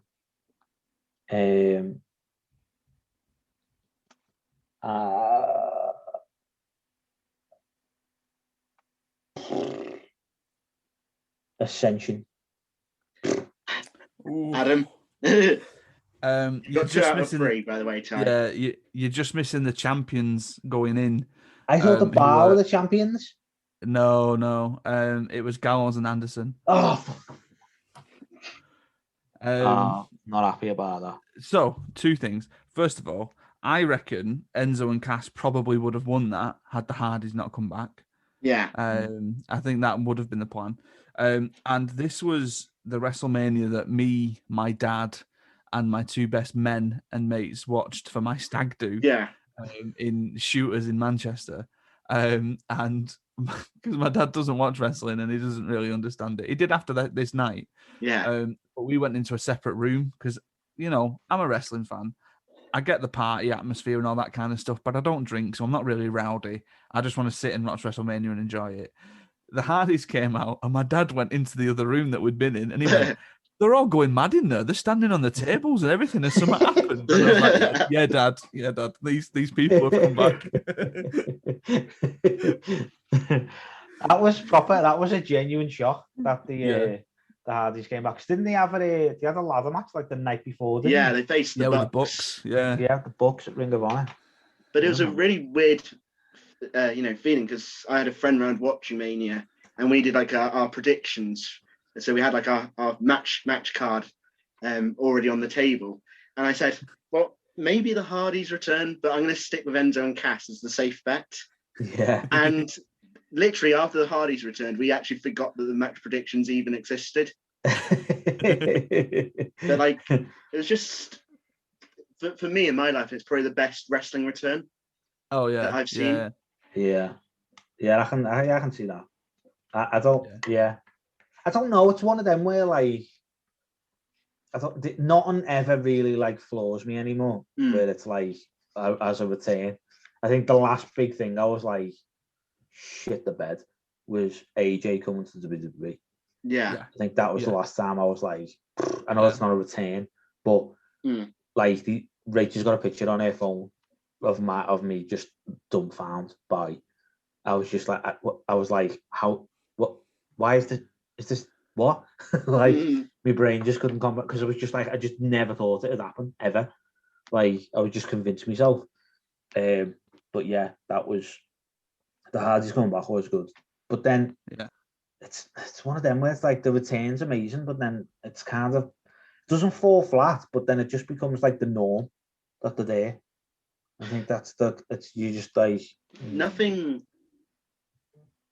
really came out of their return a few months after. No. You had the nostalgia of them returning, and then, within a few months, they were, it was just the Hardy Boys again. Yeah. It's just, I think that's I don't know, maybe it's just because we're a little bit older than the target audience, if you like. But, I know what you mean. It's it's one of them where you're like, yeah, it's all good, but then after a while, they're just losing to nobodies. Do you know what I mean? Yeah. But yeah, anyway. But like that Mania obviously was 33, so that was one where Taker lost to Reigns and Cena proposed to Nikki Bella, which went very well. And look how well both of those stories ended up. But I remember my mum walking in like the following morning and saying, "Morning, are you okay?" I was like, "Yeah, I'm all right." And said, so Cena proposed to Nikki Bella then, and it's like, yeah. And the Undertaker retired. I was like, yeah. But the Hardy Boys returned, and I was like, oh, that's nice. Like, the 2 things that she read were the 2 things that I was least least interested in. That's funny. Do you know what's funny is that no, I said earlier that I call Batista my mate Dave, right? Yeah. Well, for some reason, the whole Cena and Nikki thing made it to like the actual news, Yeah. for whatever reason. And I remember speaking to my mum like the day after or so, and she was talking to me, and she was like, "Oh, I seen your mate got engaged." I was like, "What?" And Rachel's like, "What?" Like, and I was like, "Yeah, your mate, your mate John," like that. And Rachel's like, "That's where you get it from. That's where you get it from. Your ma thinks they're all your mates." And I was like, "Yeah, that's probably it. Yeah, I'll be honest." So yeah, so she was like, "Your mate John got engaged, didn't he, in the ring?" I was like, "What are you on hold?" Like, yeah. For a good couple of years, I used to get a text off my dad before Mania saying, Undertaker's going to win. Undertaker's going to win. This when this big thing. And then when he lost, I was like, oh, he didn't actually. Yeah. That's funny. Okay, question 6, which I think, I hope it's Adam's question. Yes. Yeah. Who was Braun Strowman's tag team partner at WrestleMania 34? This was Nicholas. That's correct, yeah. Who it ended up being John Corn's son, the referee. Yeah, that's right. Yeah. Yeah. Yeah. The funny thing was, and I remember people tweeting this at the time, so Strowman goes into the crowd and walks past the NXT UK roster, and they're going, Trent Seven's there, pick Trent Seven. Like he knew who he was looking for. Like, yeah. this kid.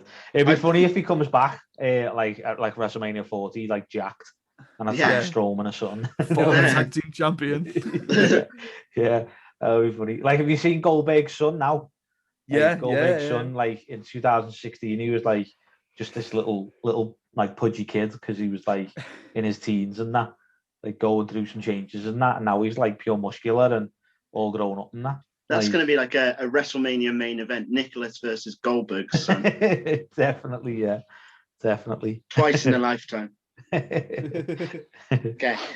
Question 7. Sorry in advance. Which Saturday Night Live host was eliminated last by Braun Strowman in the Under the Giant Battle Royal at WrestleMania 35? I'm going to be honest. I have no idea of his name. Not a clue who he is. Like, I know who he is and I know his face, but I'll pass this one over because I have no idea. Not a clue. I mean, there were 2 of them who were there, and I think the last one eliminated was the very lucky, because he's married to Scarlett Johansson, Colin Jost. That is correct, yeah. There you go. Michael Che and Colin Jost. Yeah. Wouldn't have got that in 1,000 guesses. I'll be honest. No, I thought of random trivia for that Mania, and I thought you can't go that random unless you talk about the SNL guys. Do you know what? As soon as you said like SNL host, I was like, yeah, I'm out. I've no idea. Yeah, not a clue. He was my prediction for that Battle Royal. Was he? Yeah. Because I just imagined that he was just going to sneak up on Strowman and somehow get him over the ropes. Just tip him out. Yeah. That's funny. Okay, question number 8, which is for Adam. Yeah. Where was WrestleMania 36 originally set to take place? And I'm looking for the name of the stadium.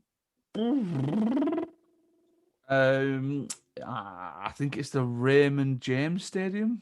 Yeah, that's correct. Why weren't it at the? Where was it? It was at the Performance Center. Oh, of course, yeah. All right, yeah. Sorry. Yeah. Jesus, yeah. I didn't realize we were so up to date. Sorry. I know. Yeah. Yeah. Raymond James, yeah. There you go. Yeah. As Adam promised, he would be stronger on the second batch of questions, and he is. Okay. Question number 9. Who would leave WrestleMania 36 as the 24/7 champion?